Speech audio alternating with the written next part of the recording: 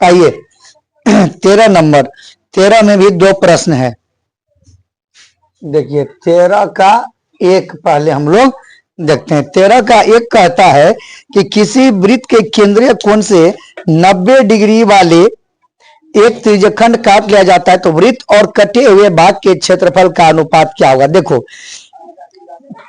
वृत्त जो है एक पूरा वृत्त था तो उसमें कोई त्रिज्या नहीं दिया हुआ है, तो बोला उस वृत्त में से एक 90 डिग्री का त्रिज्यखंड काट लिया तो वृत्त और त्रिज्यखंड के क्षेत्रफल में क्या होगा। देखिए आपको दिया क्या है, इसमें थीटा का मान 90 डिग्री दिया है ना। तो आप क्या जानते हैं, वृत्त का क्षेत्रफल बराबर क्या होता है, पाई आर स्क्वायर। तो वृत्त के बारे में बात यही खत्म हो गया। अगर इसका त्रिज्या वगैरह दिया रहता तो हम आगे बढ़ाते, लेकिन आपको क्या बोला है कि त्रिज्य खंड का क्षेत्रफल। तो त्रिज्य खंड के क्षेत्रफल के बारे में क्या बोला, दे त्रिखंड का सूत्र क्या होता है, पाई आर स्क्वायर थीटा बटे 360। तो पाई आर स्क्वायर तो रहेगा क्योंकि यहां पर भी आर नहीं तो यहां पर भी आर नहीं होगा।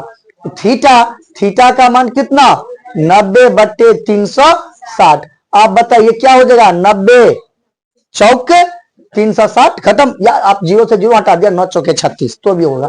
ठीक है, तो ये क्या हो जाएगा पाई आर स्क्वायर बटे 4। अब बोल रहा है कि वृत्त के क्षेत्रफल और त्रिज्यखंड के क्षेत्रफल का अनुपात क्या होगा। तो देखिए क्या होगा, वृत्त का क्षेत्रफल, वृत्त का क्षेत्रफल अब बट्टे में क्या होगा, त्रिज्य खंड का क्षेत्रफल। तो वृत्त का क्षेत्रफल कितना है, देखिए पाई आर स्क्वायर, अनुपात हम ऐसे ही निकालते हैं ना। अब बट्टे में क्या हो जाएगा, पाई आर स्क्वायर बट्टे में 4। आप नॉर्मली जानते हैं कि ये 4 कूद के ऊपर जाएगा। अब पाई आर स्क्वायर से पाई आर स्क्वायर खत्म, तो क्या बच गया 4 बट्टे 1। इसी को जब अनुपात में बदलेंगे तो क्या हो जाएगा 4 अनुपात 1। ये हो गया आपके प्रश्न संख्या 1 का उत्तर। इसी में अब दूसरा प्रश्न है एक, वो भी देखिए, उसके बाद आप लोग उतारिएगा। देखिए 2 नंबर, 2 नंबर में कहता है कि 6 सेंटीमीटर वाले त्रिज्या किसी वृत्ताकार चक्रिका से 2 त्रिज्यखंड निकाल लिए गए जिनके केंद्रीय कोण 120 डिग्री और 90 डिग्री है। तो दोनों त्रिज्यखंड, देखिए इसमें क्या किया, एक चीज बढ़ा दिया। इसमें आपको त्रिज्या नहीं दिया था, इसमें आपको त्रिज्या भी दे दिया है 6 सेंटीमीटर। ठीक, और कोण जो है ना 2 गो दिया है। एक बार हम मान लेते हैं थीटा 1 बराबर 120 डिग्री और एक बार मान लेते हैं थीटा 2 बराबर कितना 90 डिग्री। तो अब आपको बोल रहा है कि जो ये 2 त्रिज्यखंड वृत्त में से काट लिए गए हैं तो दोनों त्रिज्यखंड के क्षेत्रफल का अनुपात क्या होगा। तो हम पहले ऐसे निकालेंगे कि 120 डिग्री वाले त्रिज्य खंड का क्षेत्रफल बराबर क्या हो जाएगा, सूत्र तो वही होगा जो वहां लिखे हैं, पाई आर स्क्वायर थीटा बटे 360। तो पाई का पाई, आर देखिए 6 गुना 6 और थीटा का मान अब बटे में 360। 120 तिया 360, या आप 0 से 0 12 तिया 36 कीजिए। ठीक, और 3 दूना 6, तो कितना हो जाएगा ये 6 गुना 12 पाई। सेंटीमीटर में है तो सेंटीमीटर स्क्वायर।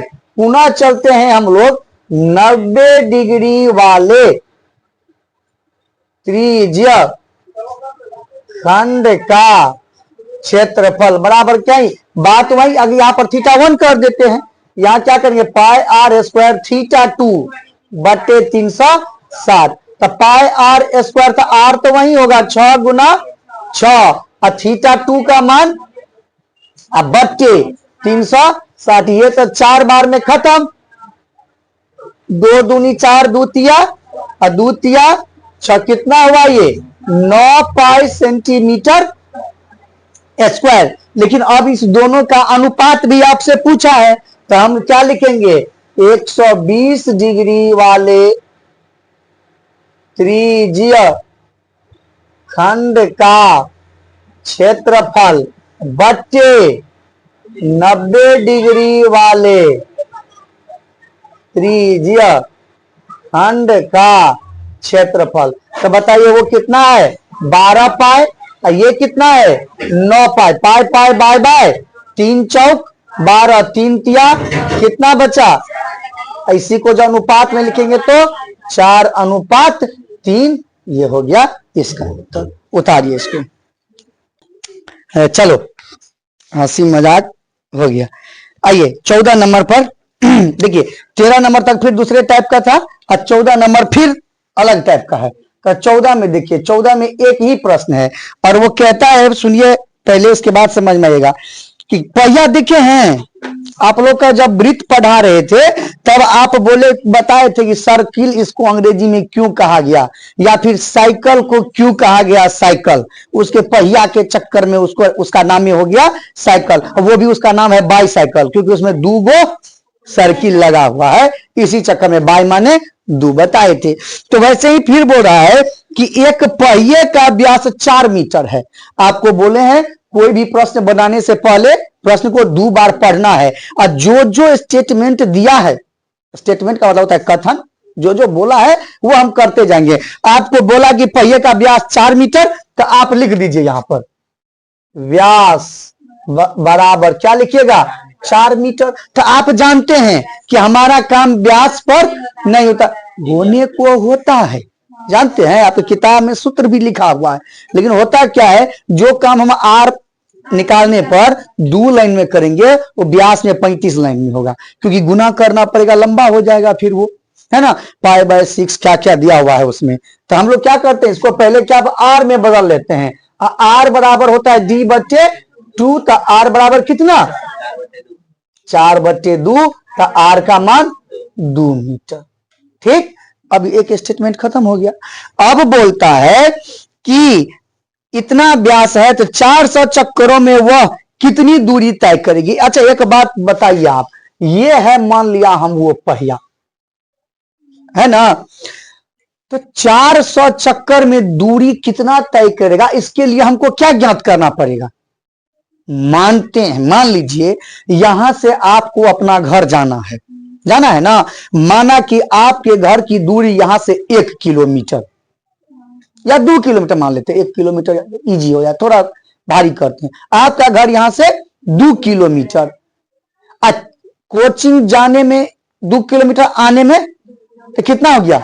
तो अगर मैं आपको बोलूं कि या एक ही बात बोलूं, मैं सिर्फ जाना ही है यहां से, सिर्फ जाने का हिसाब करना है, तो 2 किलोमीटर जाना है यहां से, तो 400 बार अगर आपको जाना है यहां से तो कितना किलोमीटर हुआ 4 दूना 800 किलोमीटर हुआ ना। लेकिन ये 800 किलोमीटर कैसे पता किए, पहले ये पता कर, गुना किए वो तो दूसरी बात है, पहले ये पता करना पड़ा कि मेरा घर का दूरी कितना है ना। तो पहले 400 चक्कर जो इस पहिया का लगाएगा तो कितना दूरी होगा, इससे पहले हम क्या जांचना है हमें कि पहिया का परिधि कितना है, पहिया का दूरी कितना है। तो आप जानते हैं, और हिलाइए उसको,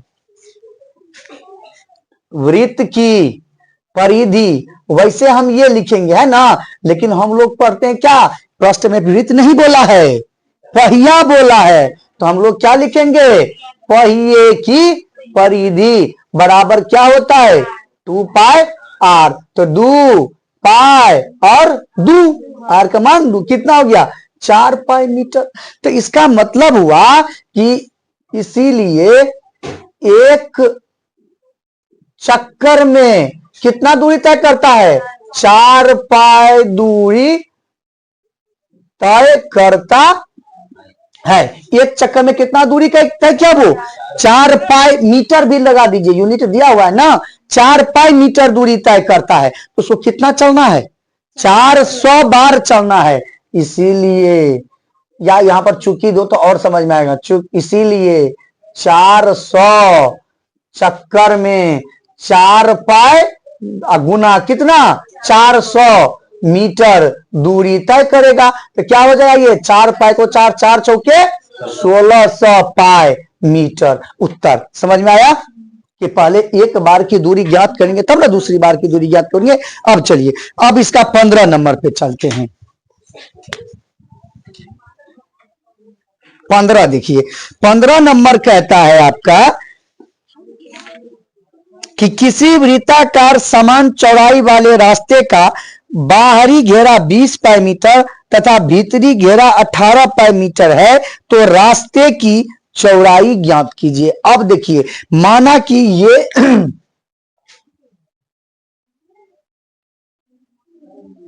इसको आप सामान्य भाषा में क्या कहते हैं? सकेंद्रीय वृत्त कहते हैं ना। तो कहता है बाहरी घेरा जो है, बाहरी ये हुआ ना, तो ये 20 पाई का है, मीटर में है, हाँ 20 पाई मीटर का है। और ये अंदर वाला जो है ये कितना है? 18 पाई मीटर का है। तो आपसे पूछा है क्या कि ये जो बीच की चौड़ाई है ये कितनी होगी? अच्छा, घेरा का बोला है ना, ये घेरा का मतलब क्या होता है? परिधि। घेरा का मतलब परिधि। तो हम लोग पहले क्या लिखेंगे? बाहरी घेरे की दूरी। सीधा शब्द में समझिए, कितना दिया हुआ है? 20 पाई। कितना है? 20 पाई। तो घेरा परिधि, तो परिधि का सूत्र क्या होता है? 2 पाई आर बराबर कितना? 20 पाई। पाई से पाई काट दिया जाए, अब समझ रहे होंगे। और दूध है 20, दूध है 10, दूध है 20, तो आर बराबर कितना हो गया? 10 मीटर। यानी कि बाहरी घेरा की त्रिज्या कितना है? अब आइए, भीतरी घेरे की दूरी कितनी है? 18 पाई है ना। तो फिर क्या एक इसको R1 मान लीजिए।